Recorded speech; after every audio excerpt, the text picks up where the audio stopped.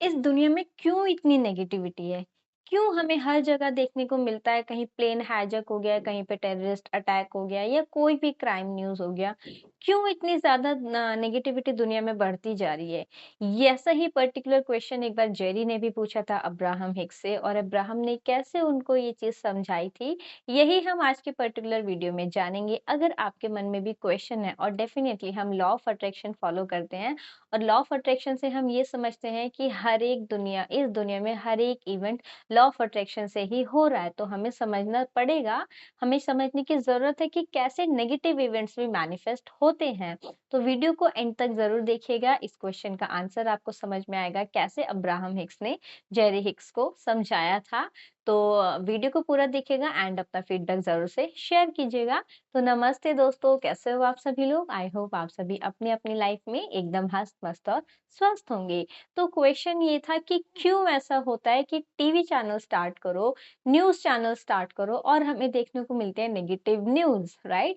कहीं पे plane hijack हो गया, कहीं पे टेररिस्ट अटैक हो गया, कहीं पे हमें गैंग रेप जैसी चीज़ें भी देखने को मिलती है, तो ऐसा क्यों होता है?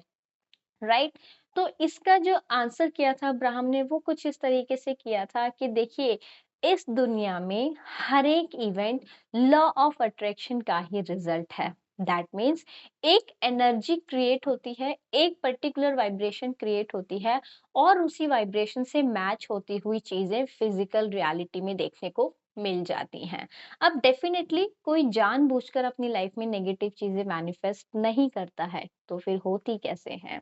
यहाँ पर अब्राहम हिक्स ने समझाया था कि हम किसी भी पर्टिकुलर नेगेटिव इवेंट को अगर लेके चलें, फॉर एग्जांपल कोई प्लेन हाईजैक हो गया या कोई प्लेन क्रैश हो गया, ठीक है? तो यहाँ पर देखिए कोई एक पर्टिकुलर पीपल ऑफ ग्रुप होता है जो इस चीज को सक्सेसफुल होने की प्लानिंग करते हैं। जैसे कि कोई भी नेगेटिव इवेंट हो गया, कोई क्राइम जैसी चीज हो गई, ठीक है? कोई मान लीजिए प्लेन हाईजैक हो गया या कोई रेप जैसी, या फिर प्लेन हाईजैक कोई रखते हैं कि कोई प्लेन हाईजैक करना चाहता है, कोई उस पर्टिकुलर इवेंट की प्लानिंग कर रहा है उसको करने की, ठीक है? वहीं पर कोई तो लोग होंगे जो ऐसी चीज़ों से बचना चाहते होंगे। जैसे हमें लगता है ना कि मेरे साथ ये ना हो जाए, मैं मार्केट जा रही हूँ, मेरा फ़ोन ना गिर जाए, मैं मार्केट जा रही हूँ, मेरा फ़ोन ना चोरी हो जाए, मेरी पॉकेट ना चोरी हो जाए, मेरा पर्स ना चोरी हो जाए, मैं बस में जा रही हूँ, मेरा लैपटॉप ना चोरी हो जाए। समझ रहे हो? तो यहाँ पर अब्राहम हिक्स ऐसे समझाते हैं कि अगर आपको डर है कि मेरा ये चोरी ना हो जाए, ठीक है? और वहीं पर कोई एक पर्टिकुलर पर्सन होगा जो चोरी करना चाहता है और आप उससे डरते हैं कि वो ना हो जाए, ठीक है?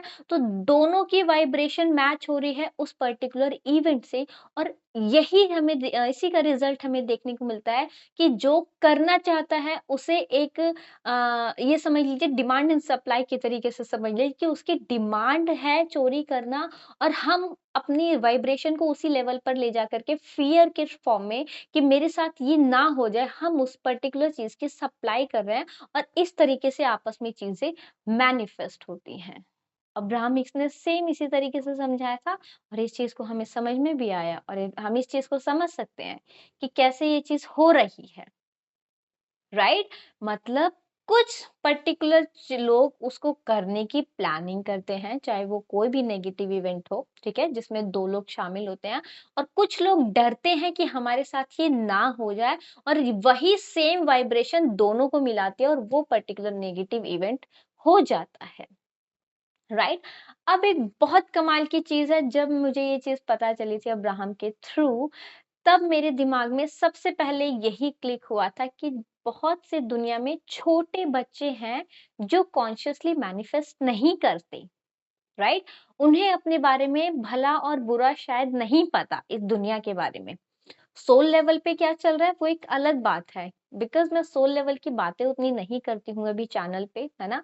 तो सोल लेवल पे अगर मैं बात करूँगी तो वो थोड़ा-सा आपके लिए चैलेंजिंग हो सकता है। बट अगर कुछ लोग सोल लेवल की चीज़ें जानने को इंटरेस्टेड हों तो वो कमेंट सेक्शन में बताएँगे। तो मैं सेम टॉपिक को सोल लेवल पे भी कैसे प्लानिंग होती है, क्या-क्या पॉसिबिलिटीज़ होते हैं, वो भी मैं डिस्कस करूँगी और एक सेपरेट वीडियो बना के। बट फिलहाल बैक टू द पॉइंट आते हैं कि बच्चे कैसे अपने लिए नेगेटिव चीज़ें मैनिफेस्ट करते हैं, राइट? जैसे हमें देखने को मिलता है कोई भी छोटा बच्चा छत से गिर गया एंड उसकी डेथ हो गई। या फिर कोई भी बेबी न्यूबॉर्न उसने जन्म लिया और 1-2 दिन के बाद ही उसके वो दुनिया छोड़ के चला गया, राइट? या बहुत से छोटी-छोटी बच्चियों के साथ रेप जैसी चीज़ें सामने आती हैं।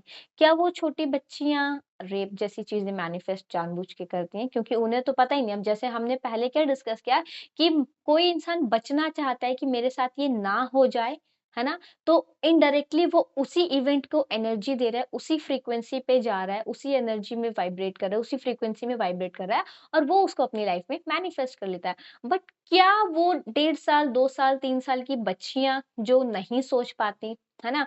जिन्हें इस दुनिया में क्या हो रहा है, दुनिया की दुनियादारी का जिनको पता ही नहीं है, रेप जैसी चीज़ें तो शायद पॉसिबल ही नहीं है उनके दिमाग में ना, तो कैसे वो लोग इन चीज़ों को मैनिफेस्ट कर लेते हैं? तो इसका जो मुझे आंसर मिला था, अब्राहम की बुक्स के थ्रू ही मिला है।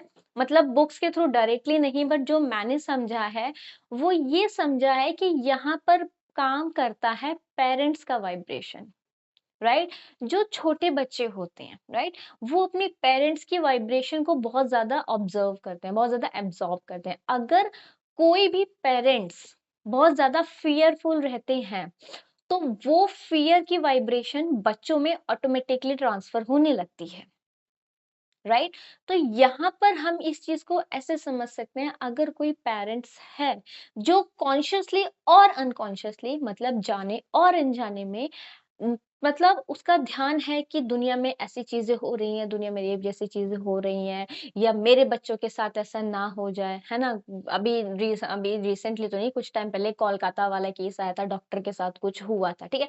तो उस एक पर्टिकुलर केस से इतने सारे पेरेंट्स घबरा गए थे, है ना?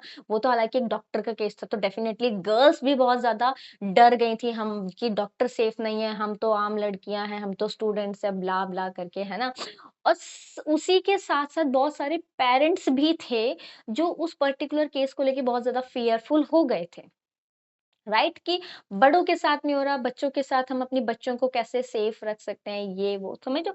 तो अगर पेरेंट्स उस डर वाली वाइब्रेशन में रहेंगे, उस चीज को बहुत ज्यादा फील करेंगे कि हमारे बच्चों के साथ ये ना हो जाए, तो डेफिनेटली वो वाइब्रेशन, वो एनर्जी उनके बच्चे ऑटोमेटिकली लेते हैं, ठीक। और इसी का रिजल्ट हमें देखने को मिलता है बच्चों के साथ। लास्ट वीडियो में भी मैंने डिस्कस किया था कि कैसे कोई भी नेगेटिव इवेंट होता है और उसके बाद हमें एक के बाद एक के बाद एक के बाद वैसे ही इवेंट्स और ज्यादा सुनने को मिलने लगते हैं। सेम चीज हुई थी कोलकाता वाले केस में भी। जब वो केस सामने आया था उसके बाद में बहुत सारे छोटे छोटे अलग अलग जगह से केसेस सामने आने लगे थे कि school driver sorry bus driver ने स्कूल के बच्चों के साथ किया और यहाँ किया वहां किया ये किया वो किया। सेम चीज़ जब निर्भया का केस हुआ था दिल्ली में, उसके बाद भी लगातार ऐसे केसेस सामने आने लगे थे। आप समझ रहे हो मैं क्या कहना चाहती हूँ? मतलब जैसे ही कोई नेगेटिव इवेंट होता है और लोग उसके बारे में बात करना स्टार्ट करते हैं, तो अनजाने में ही वो उस पर्टिकुलर इवेंट को अपनी एनर्जी दे रहे हैं, उस पर्टिकुलर इवेंट की एक वेव क्रिएट हो रही है और उसी से हमें वैसे ही और ज़्यादा इवेंट्स देखने को मिलने लगते हैं। किस तरीके से होता है, रिसेंटली एक सोशल मीडिया पे कंट्रोवर्सी भी चल रही है जिसके बारे में मैंने पिछले वीडियो में बात करी थी। अगर आपने वो वीडियो नहीं देखा है तो मैं लिंक उसका डाल दूंगी आई बटन और डिस्क्रिप्शन या फिर एंड स्क्रीन पे भी आपको मिल जाएगा। वो भी आप जाके देख सकते हैं कि कैसे हम अनजाने में नेगेटिव चीजों को मैनिफेस्ट कर रहे हैं। हालांकि इस वीडियो में भी काफी हद तक वो चीजें मैंने कवर कर ली हैं, राइट? तो इसीलिए हमें फ़ियर जैसे उसमें रहने की ज़रूरत नहीं है। अब्राहम के एक कोट को बहुत ही गाँठ बाँध के रखो कि जो चीज़ नहीं चाहिए, उस पे फ़ोकस नहीं करना, दैट्स इट। ठीक है? मैंने पिछले वीडियो में डिज़ीज़ेज़ को लेकर भी बात करी थी। इस वीडियो में भी बात मैं करना चाहूँगी कि लोग बीमारियों के इतने ज़्यादा वीडियोज़ देखते हैं कि हद ही नहीं है उसकी। राइट? माइग्रेन के सिम्पटम्स क्या है? यार देखो सोशल मीडिया का काम क्या है? सोशल मीडिया हर एक क्रिएटर को अपॉर्चुनिटी देना चाहता है। कोई भी क्रिएटर कोई भी कंटेंट क्रिएट कर रहा है तो सोशल मीडिया का एल्गोरिदम इस टाइप का होता है कि वो उस कंटेंट को कुछ पर्टिकुलर लोगों तक पुश कर रहा है। राइट? हमारे सामने भी जब हम सोशल मीडिया स्क्रॉल करते हैं तो हमारे सामने बहुत से ऐसे नए कंटेंट आते हैं जिनको ना हमने लाइक किया ना सब्सक्राइब किया, बट वो आते हैं, राइट? यहाँ पर हमारी चॉइस हो जाती है कि हमें उसे देखना है या नहीं देखना। अगर आपके सामने रैंडमली किसी भी डिजीज से रिलेटेड वीडियो आए तो आपको हाईली रिकमेंडेड है उसको नहीं देखना, राइट? जैसे कि मान लीजिए आप जस्ट सोशल मीडिया स्क्रॉल कर रहे हैं और आपके सामने आ जाए माइग्रेन के सिम्टम्स ये हैं।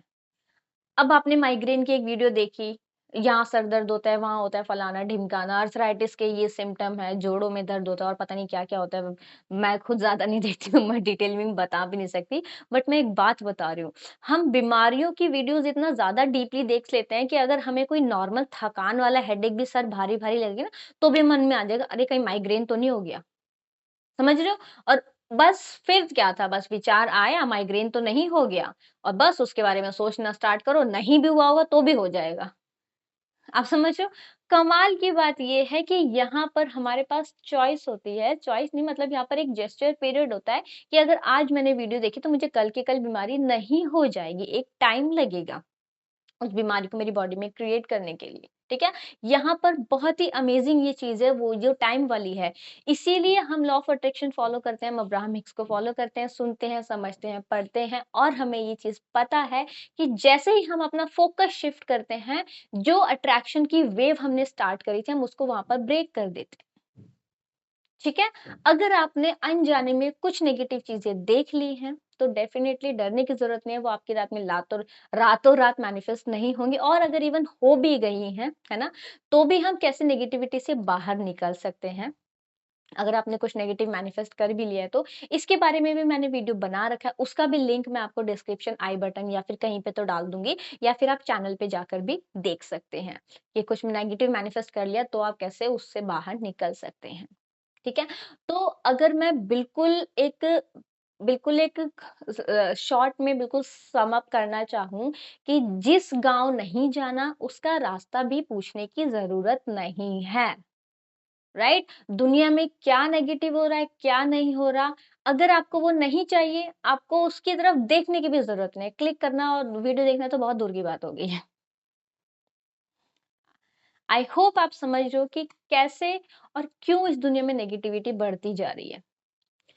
तो अगर आप समझ रहे हैं, आपको समझ में आ रहा है कि मैं क्या समझाना चाहती हूँ, तो आप कमेंट सेक्शन में बताइए कि आपको समझ में आया, नहीं आया, कोई डाउट, कोई क्वेरी है तो कमेंट सेक्शन में वो भी पूछिए, अपना फीडबैक भी अपने कमेंट सेक्शन में आप शेयर कर सकते हैं, राइट? तो अब हम मिलेंगे नेक्स्ट वीडियो में और तब तक अपना खूब सारा ध्यान रखिए, याद रखिए we are the beautiful souls. Bye bye.